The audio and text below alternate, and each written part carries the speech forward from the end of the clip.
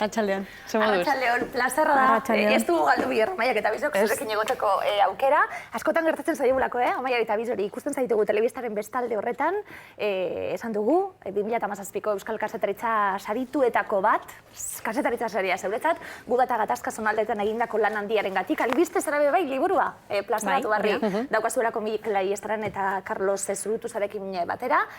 Eta zenbat eskertzen dan, bertotik bertora zatozinien ane, ikusi ze normalak garan danok. Bai, ez da, erreala da, ez da. Bai, erreala da. Hortik, ez da gitzelako ze sentitzen dan, apur bat inbidialde batetik, baina bestetik, miresten zaituztegu, bai, guk bestiok, kazetarizek, eta gero esaten dugu, kapazak izango gineateke, hori egiteko, eta gero zatozi eta esaten duzu, ez, normala da, dana. Bai, oso normala da.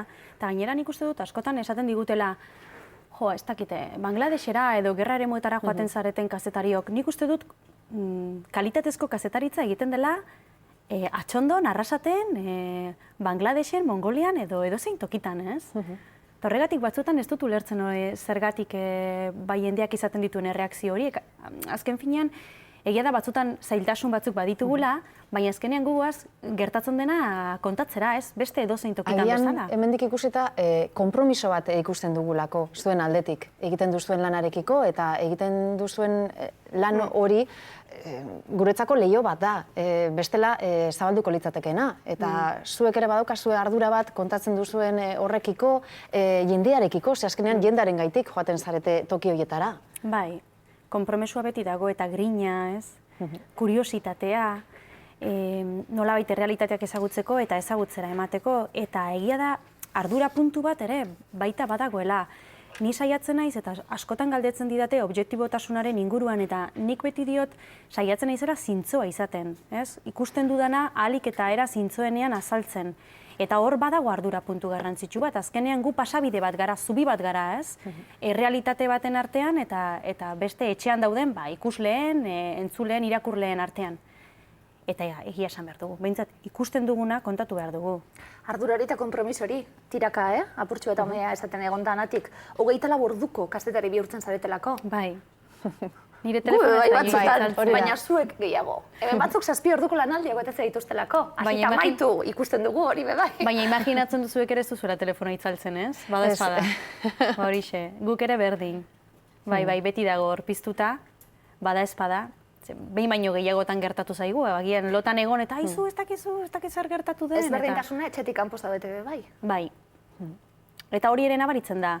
Hasieran, Palestinara joan nintzenean, ikasketak amaitu berri, pixkat abentura baten modukoa izan zen, ezta? Banekien nik diru bat neukan aurreztuta, eta joan nintzen, beldur horrekin, diru amaitzen denean etxera itzuli behar dut, eta ez dut etxera itzuli nahi, ez? Eta orduan, bai emaiak bidali eta bidali, proposamenak bidali, baina bazeuden, ez? Bildurrak, agian ez nintzen hain seguru sentitzen, ziberrian nintzelako. Eta gero denbora aurrera doan einean... Sintoma ona bide batez, esan da. Esan da, azkenean horrek ere erakusten duelako, esperientzia eza bazegoen, ez? Eta den hori gertatzen zaigu. Bai, eta zerotik astea gainera, ez? Kontaktu gutxirekin, ateak jo, eta guk oso ondo ezagutzen dugu, askotan e-mailak ez direla erantzuten, ez da? Eta proposamen asko bidaltzen dituzuela, baina gero ez duzuela erantzuna. Jasotzen, ni horregatik orain saiatzen naiz, idazten didaten guztiei erantzuten, ez? Badaukadalako esperientzia hori. Baina, gero segurtasun hartzen hasten zara zure buruan, eta hori, eta nirekin Palestina oso ongi portatu da. Gero baita Egipto ere. Baina oso abegitsuak izan dira beti, eta oso esperientzia polita izan nuen, eta oso... oso polita izan zen ana astea, nire esperientzia profesionala. Horrek erakusten du, ausardia puntu hori, hain gazte erabaki hori hartzeko. Eta nora joan? Ez edonora, Palestinara, Egiptora, aipatu dugu, Tunisiare tartean dago, eta horre ere badago norberak egiten duen autu bat. Bai, kuriositatea esango nuke nik. Nik historia ikasi nuen, ikusentzunezko komunikazioa ikasi baino lehenago, eta beti nenbilen hor Palestinaren eta Israelen arteko gatazka horren bueltan, ez? Eta baneukan gogoa, jakiteko, liburuetan irakurtzen nuena egia zen. Ez, benetan hori errealitatean ere ala zen, eta gogoan dut iritsi nintzenean, eta Belenera, ni Belenen bizi nintzen, eta gogoan dut Belenera iritsi nintzenean, eta harresia hor nire aurrean ikusi nuenean, izugarrizko impresioa egin zidala, esan nuen. Hemen bizi behar dut hemendik aurrera. Wow. Gero normalizatzen hasten zara, indarkeria normalizatu egiten da, beti, zoritxarrez, ez? Eta ikasi nuen ere han bizitzen. Baina bai, badirudi urte pila bat pasa direla, eta 6 urte bakarrik pasa dira, baina... Bai, zeuri begiren nabolako, ze gazte, zaran esaten dugu, gazte hartzen zu erabaki hori, gazti ezar oraindik, berbetan zauz, ane, eta galdera egin behar dizut, ezberdina dalako bebai gatazka guneetan egotie, gaztie izan da, lehenengo puntua, eta emakume izan da, bigarrena, honelako lekuetan. Begira, gaztea izan da, nik uste dut, Udaberri Arabiarraren bueltan, duela 7, hemendik gutxira beteko dira 7 urte, estanda egin zuten herri matxina den bueltan, belaunaldi gazte batek salto egin zuela. Ikasketak amaitu berri zituzten kazetari askok erabaki zutela, motxila hartu eta banoa. Eta hor sortu zen, belaunaldi bat. Lagun talde bat. Adibidez, Kairon kuadria handi bat geneukan, eta denak ginen kazetari freelanceak eta denak gazteak. Emakumearen kasua, aurrekoan, emakume kazetarien gaineko eztabaida bat entzun nuen, eta askok elkarri egiten zioten galdera zen, zergatik galdetzen digute beti guri nolakoa den emakume bezala lan egitea, ez? Kanpotik ikusita, Egipto batean esaterako, hori aurreritzi hori daukagulako, ez? Desberdina izan behar duela, derrigor. Eta eskartzen da, gure aldetik, zuek eskaintzen diguzuen begira da. Askotan, mutilek ekartzen ez dutena dalako bai. Bai, egia da. Aldebiak, baina zeube bertan, gero hitz egingo dugulako, Tunisia eta Egiptori buruzko gogoeta egin duzu liburuan, baina momentu baten ikusten dalako zertan bihurtu den Egipto bai emakumei dagokienez, eta zeube bertan zabiltzen lanien. Bai, hor badaude bi alde, esan duzun bezala. Alde batetik, gure neurriak hartu behar ditugula, eta momentu batzuetan egia da ezin garela agian bakarrik joan toki askotara. Gehien bat, jende multzo handiak dauden tokietara. Adibidez, nik Kairon bizi nintzenean, beti esaten dut, niri Kairo oso hiri segurua iruditzen zait, ez? Jende askok esaten dit, baina benetan, eta bai, nik metro hartzen nuen beti bakarrik, ibiltzen nintzen alde batetik bestera, eta arazorik ez, baina egia da, manifestazio handiak zeudenean eta kontu zibili behar zela. Eta orduan hor bai hartu behar dituzu, neurri agian ekstrak. Esaterako? Beste kazetari batzuekin joan, bakarrik ez joan, tentu zibili. Baina egia da, emakume izateagatik ere, ate asko iraki zaizkidala. Sortzen delako emakumeen artean intimitate puntu polita, eta iristen naiz, agian gizonek egin zitzaketen historiak egitera, ez? Emakumeen kasuan, ebaketa genitalaren kasua, edo beste hainbat. Iristen zara intimitate puntu batera, eta kontatzen dizkizute gauza batzuk, oso politak direnak, eta hor sortzen da konexio bat. Ertz batzuk ikusteko gaitasun hori, liburuan azaltzen da, nik honi buruz irakurrita daukat oso adierazgarria iruditu zitzaidalako, Udaberri Arabiarrei buruz hitz egingo dugu, 2011 urtean Tahir Plaza lehen ikusten genuen irudietan bebai, ezta, jendez beteta, eta zelan emakume asko, emakume ekintzaile asko bortxatu egin zaituzten, ondoko gizon ekintzaileek, hori iruditzen zait, enuen ulertzen, nahi eta zen, zuk hori bizita ertzoiek ikusten badituzu, zeure buru ere zaintzen baduzu, beste ikuspegi bat eskaintzen diguzulako momentu horretatik ja guri. Eta kolore politiko guztietako gizonak gainera, ez ziren, atzerako hienak edo ez ziren, ez? Plaza horretan batu ziren horiek. Kasu askotan ziren gazte ekintzaile ezkertiarrak. Hor apurtzen dituzu geruza asko, ez? Aurrekoan, Ander Izagirre kazetariak esaten zuen, toki batera iristen zarenean, beti berriz ere itzuli behar zarela. Lehen aldian, beti geratzen zara ideia batekin, geruza batekin, baina berriz ere itzultzen zarenean, hor, sakontzen hasten zara, eta itzulitakoan zuk zer aurkitu duzu. Eta puntu desberdinak agertzen dira. Adibidez emakumeen kasuan, ez? Oso errealitate isildua da, eta hasten zara pixka bat ezagutzen nolakoa den haien egunerokotasuna eta zein gogorra den haien egunerokotasuna. Adibidez, Palestinan bizi ginenean, gure bizilagunak bikote palestinar bat ziren mutiletan eska, eta mutilek egiten zuelan Israelen koloniak eraikitzen. Beraz, egunero goizeko 3etan esnatzen zen, checkpointean itxaroten zituen ordu batzuk, gurutzatu Israelera, eta bertan eguna pasalan egiten. Geruza horretan geratzen bazara, esaten duzu, mutilauz zapalduta bizi da. Hau da, indar okupatzaileak zapaldu egiten du. Baina gero konturatu ginen, gizon horrek aldi berean bere emakumea jipoitzen zuela. Eta orduan hor dago, zapalduaren zapaldua, ez dakit ez, beti atzean daukaguna zapaltzeko giza zapaldua ere jarrera zapaltzailea ere badela. hori da, ez?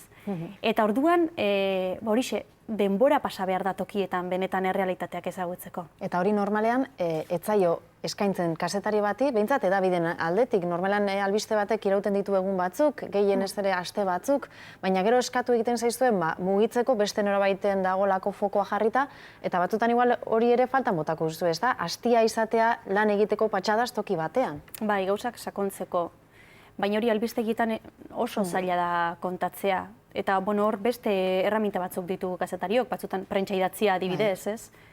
Baina egia da, egunerokotasunean toki batean bizi zarenean, ez zarenean parakaidista bat, toki batera iristen dena eta bertan 5 egun pasatzen dituena, badaukazu gauzak, ez dakit, beste hausnarketa batekin edo beste modu batean begiratzeko Bai, minutu eta erdiko piezetara ohituta da gaudelako, esaten zabiltzen argian behidazten zu, eta bestelako patxada batez edo hausnarketak egiteko tartie bai, honelako tartetxuek ditugunien bai zeuen ikuspuntu hori ikusteko, ez dakidalako ze puntutaraino kamera batek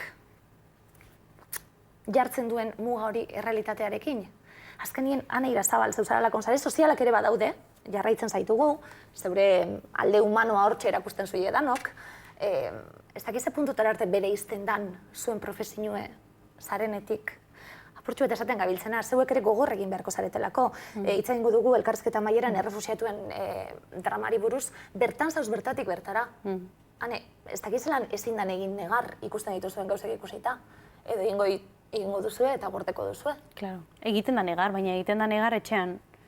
Nik uste dut lanean gaudenean, argi izan behar dugula lanean gaudela, beste edozein lanetan bezala, eta argi izan behar dugula zertarakoa zen. Eta nik uste dut gainera, eta hau ni agian nahiko gogorra naizelako kasu horietan, baina nik uste dut errespetu falta badela elkarrizketatzailearen aurrean negarrez astea. Errefuxiatu baten aurrean negarrez astea, ez? Konpasio puntu... Ez bere aurrean, bai, ondartza batera hurbiltzen bazara?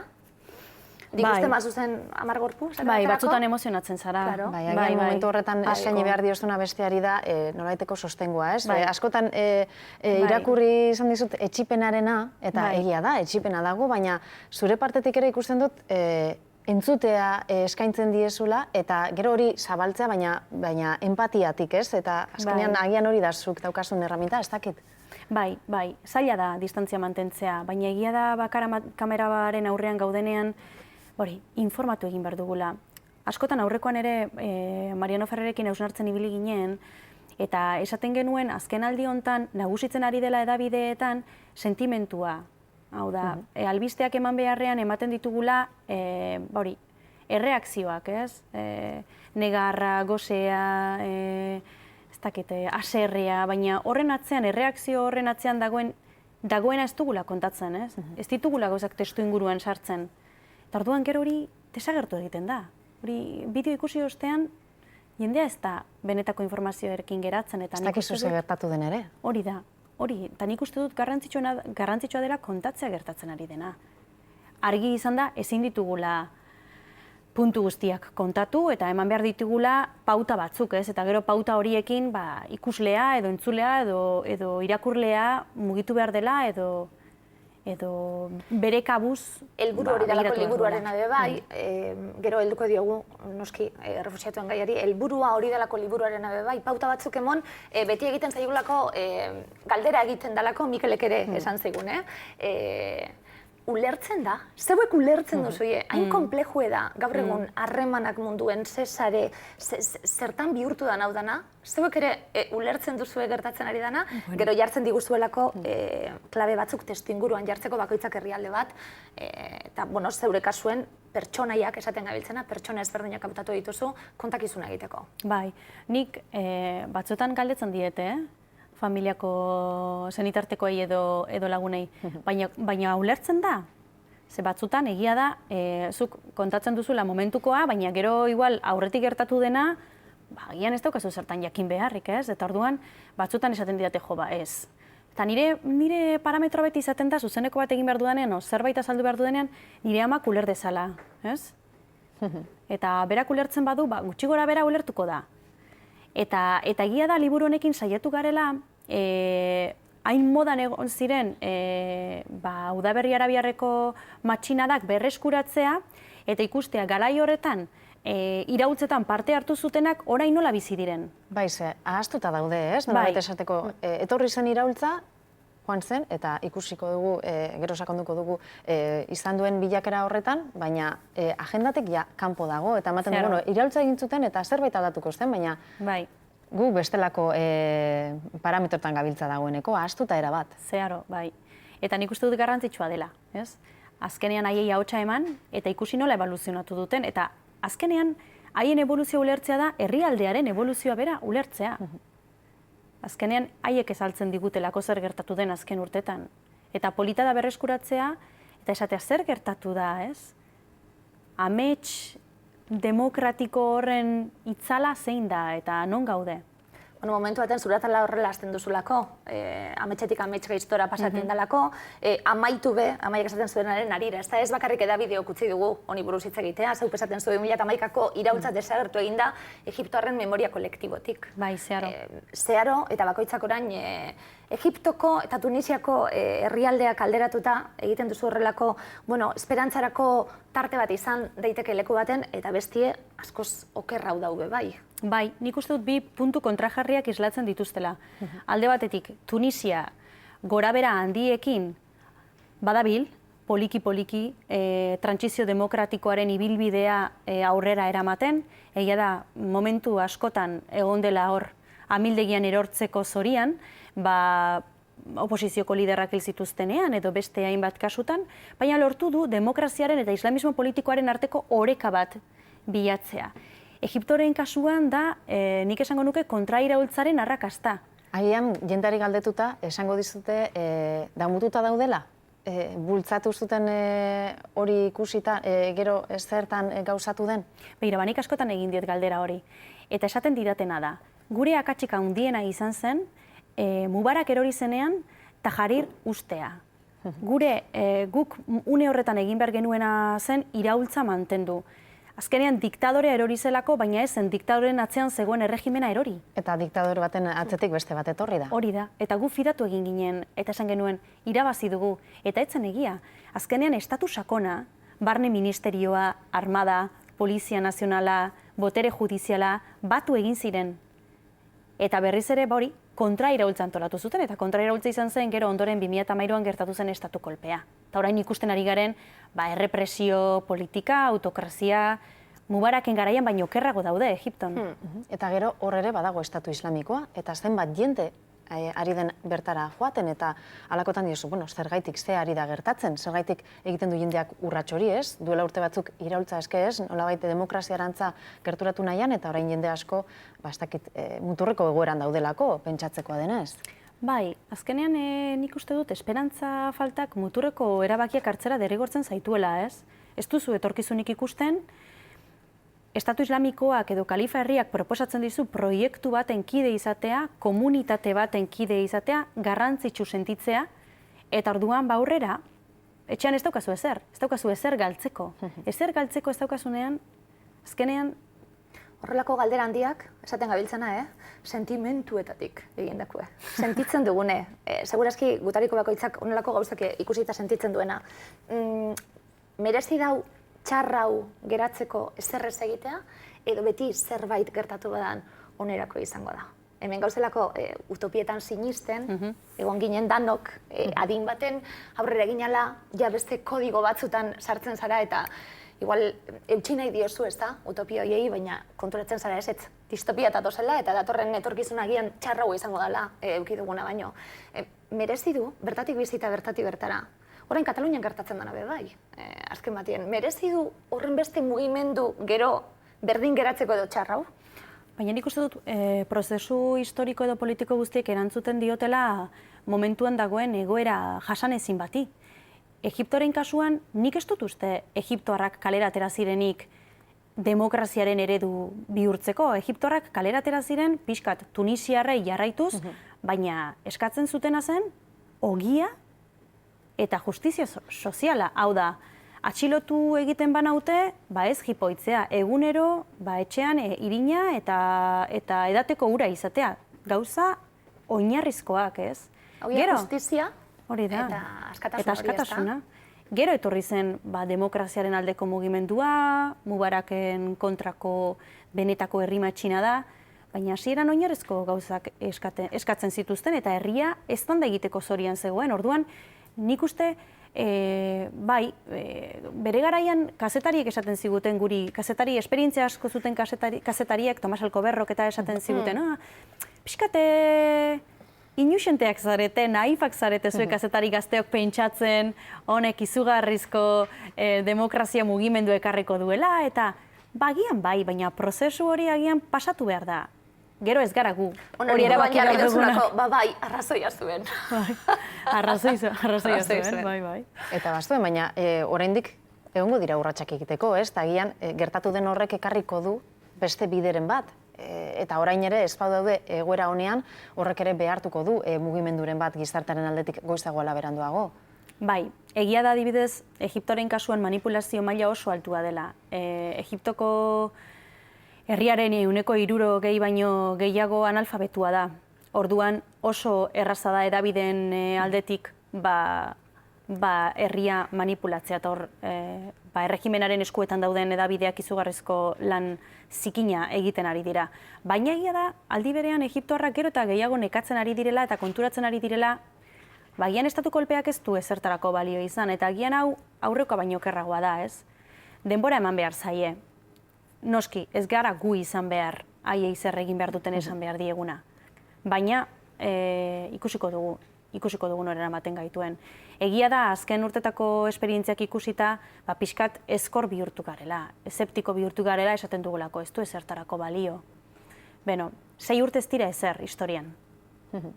Eta zenbatetan entzungo duzu hori, ez? Albiste txarrak eman eta eman ibiltzen zaretela, baina batzutan hori da tokatzen dena, eta zuek lantzen dituzuen herrialde horietan horixe da egunerokoa, eta errefuxiatuen inguruan ere asko esan daiteke. Dena dagoen moduan dagoelako eta Europan esaterako badakigulako agintariak zer ari diren egiten eta zer ez, batez ere zer ez diren egiten ari. Bai.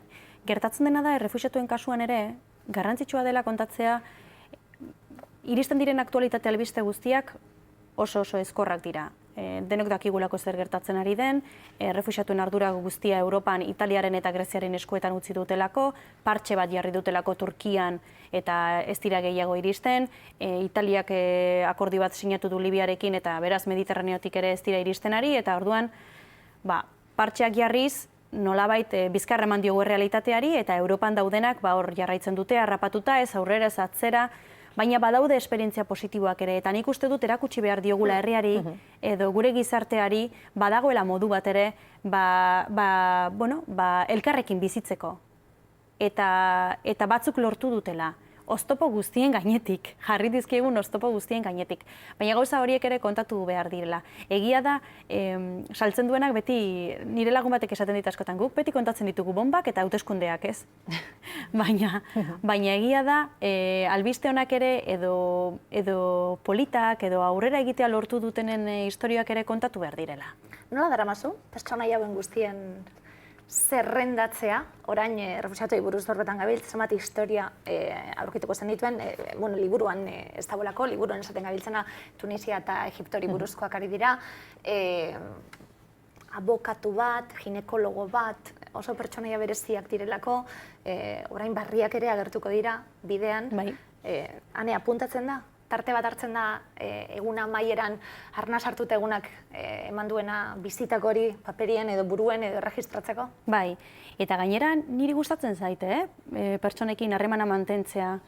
Eta badauzkat, ezinezkoa da guztiekin harremana mantentzea, baina askorekin mantentzen dut eta gustatzen zain noizean behin haiekin kontaktuan jarri eta jakitea zer moduz dauden. Adibidez, 2013an ezagutu nuen Siriako neskato bat Egipton, Egiptotik ihes egin zuen eta orain Suedian bizi da eta Suedian Nazio Batuen erakunderako lan egiten du. Eta hori, noizen behin Facebooketik eta ibiltzen gara eta zer modu zaude eta polita da. Eta gainera, gustatzen zait jakitea nola evoluzionatzen duen jendeak, ez? Zein erabaki hartu dituen, zer egin nahi duen, nola aldatu den Europara iritsi den unetik, eta batzutan ez dakizu zergatik, pertsona batzuek beste batzuek baino gehiago markatzen zaituzte. Bai. Eta batzuetan badaukazu kimika edo kontaktu berezi bat pertsona batekin eta esaten duzu, bueno, nik honi pista jarraituko diot. Bizitza hori, magia hori. Bai, badaukazu norbait bereziki buruan alakoetan edo historiaren bat berezia izan dena zuretzat eta markatu zaituena. Bai, badaukat neskato bat, Idomeniko kanpalekuan egon ginenean, Greziaren eta Mazedoniaren arteko mugan zegoen kanpalekuan ibili egon ginenean, bueno, hilabete tardi egon ginen bertan ustu zuten arte. Eta bazegoen neskato bat Nisrin deitzen zena eta egunero ikusten nuena. Eta beti bakarrik ikusten nuen, eta beti galdetzen nuen, bueno, eta ama non dago, eta mendi dabil, ez dakiz zer, eta azkenengo egunean ezagutu nuen ama. Eta kontaktu eskatu nion, eta eman zidan, baina hurrengo egunean Idomeni ustu zuten, eta ez dakit nora eraman zuten, eta geroztik ez dut kontaktua berarekin, ez? Eta batzutan galdetzen dion nire buruari non egongo da. Itzuli egingo zen Turkiara, Grezian jarraituko du, lortuko zuen Alemaniara iristea, eta ez dut uste berriz ere ikusiko dudanik. Baina askotan pentsatzen dut neskatorrengan, neskatorrek, 6 urteko neskatorrek islatzen duelako agian ume errefuxiatu guztien drama. Etorrek guztiak, horrek tanta danak, pentsatzen dut honengan, bestiengan, esaten zabiltzalako 6 urte ez da ezer, gustatzen zait ikustia nola evoluzionatzen duen jendiek. Nola evoluzionatu du Ane Irazabalek, hori guztia, jaso eta gero. Ez talako denpora asko, etxetik kanpo zauzena, baina denpora nahikue, eta esperientzia nahikue. Zertan aldatu da, Ane? Eta zertan jarraitzen du berdina izaten? Ba, ez dakit. Nira nahiak esaten du serioa naizela orain. Lehen pixka txontxongiloa nintzela eta orain seriotu egin naizela. Ez dakit. Bai, agian bai. Eta nik uste dut agian ardura puntu handiagoa daukadala, septikoagoa bihurtu naizela, zinismoan erori gabe, baina azkenean zinismoan erortzen den kazetari guztiek nik uste dut gure profesioa utzi beharko luketela, baina bai, pixkat eseptikoagoa, negatiboagoa, baina nik uste hasierako ilusio bera mantentzen dudala. Agian gainera beste realitate batean bizi zara, ez da? Ona itzulitakoan gertatu den zaizu, oraingoan esaterako astebeterako etorri zara, ez? Hasteko denak zure atzetik, denak gauzak galdetzen eta azkenean, bueno, eske agian nire egunerokoa ez dator bat inguran daukadan honekin. Bai, gertatzen zait atzerrian nagoenean oso argi daukadala non dauden nire sustraiak eta nora gustatuko litzaidaken itzultzea. Eta hori, ez zaie kazetari guztiei gertatzen. Nik baditut lagun pila bat esaten didatenak, nik dagoeneko ez dakit nora itzuli, ez dakit nungoan naizen, urte pila bat pasa ditut kanpoan, nire lagunak dagoeneko ez dira nire herrian bizi, nik suertea daukat, etxera itzultzen naizenean, nire lagun gehienak etxean daudela, familian daukat, nire babes edo konfort eremua hori da, eta sustraiak non dauden ainargi izateak ere niri oso emozionalki egonkor mantentzen nau. Baina etxera itzultzen naizenean esaten dut, baina hemen ere ez naiz nire tokian sentitzen, ez? Pixka turista sentitzen naiz. Eta orduan, sentimendu horiek kudeatzea ere ez da erraza izaten. Horra itxizarie batzuk, bereziagoak, beste batzuk baino. Etorra itxik abentura nahi hori ez da, karrera amaitu bezain laster kanpuen lan egiteko, gatazkagunetan lan egiteko, saria merezi izan duzuna, liburua bebai eskuartean. Gomentatzen dugu, etxien eukitzeko liburue, kapitulu laburreko, oso guztai irakurri dugu Amaiak eta Bizope bai, 3 ikuspuntu esan dugu, Mikel Aiestarena, Ane Irazabalena eta Carlos Zurutuzarena, 3 ikuspuntu ezberdin, herrialde ezberdinetan foku jarrita. Bueno, Mariano Ferrer aipatu edazu, arratsaldean ikusiko zu, besteak beste, saribanak eta daukazu gaur bertan, 8etan, Bilbon izango da, BBK aretuen, 7etan izango da. 7etan, hori da. Saribanaketa, eta Euskal Kazetaritza sariak, 2017 asko postu gara, besteak beste, sarituetako bat. Eta itzaki ederra eman digu, konbidatzeko eta holako solasaldi eder bat izateko. Eskerrik asko, gaina ilusio berezi egiten dit Mariano Ferrerekin konpartitzeak. Azkenean nire ikastaroaren, nera bezaroaren soinuan da Mariano Ferrer. Berare oso berezia. Bai, eta nire etxean beti entzuten zen, goizero entzuten zen, ez? Eta orduan, bai, oso polita izango da. Bera begongo da, arro, lekukuek, esku honetan guztiek ematen duen Bai, lasaitasunarekin oso jatorra dalako. Mariano Ferrerre, Bai, bai. egia da. Gozatu gaur, sari banaketan. Zeo zer asko. dalako, postu zinen. Bai, Pila bat. irakurri gendun, sare sozialetan, eskerrona be bai adirazi. Profesioko kidei, fokua hortxe jartzen dugulako, argia saria eta gero, iritsi zaizun beste sarietako bat. Hanegu jarraituko, zeure begietatik, gatazka horiek guztiak ikusten. Fenomeno, eskerrik asko. Eskerrik asko. Eskerrik asko. Agur.